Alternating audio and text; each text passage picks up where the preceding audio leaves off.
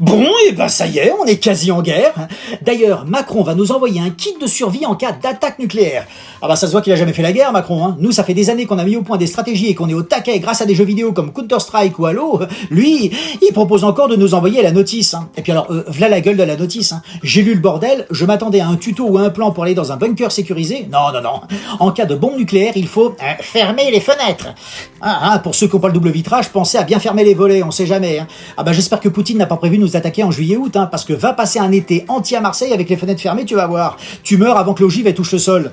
D'ailleurs, monsieur Macron, vous avez une idée de quand Poutine va nous envoyer une bombe nucléaire sur la tête? Non, parce que selon le jour où ça tombe, moi, je fais pas les carreaux. Hein. Jour de guerre, ils resteront dégueulasses, hein, rien à foutre. Hein. En plus, pour financer cette guerre, l'Europe veut puiser dans notre épargne. Eh ben, servez-vous, hein, vous trouverez pas grand-chose. Hein.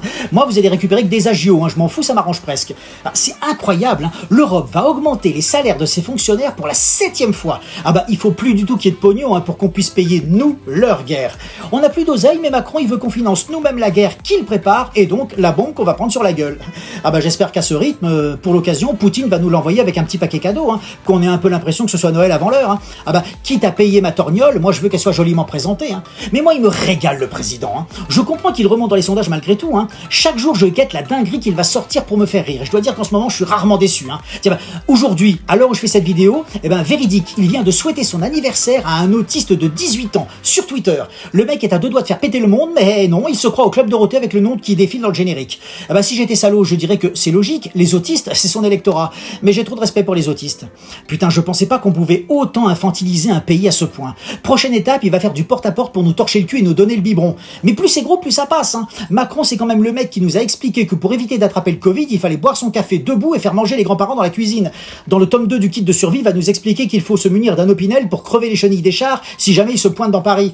Remarque, il est cool, il va nous envoyer des bouteilles d'eau. Hein. Votre guerre nucléaire est sponsorisée par Evian.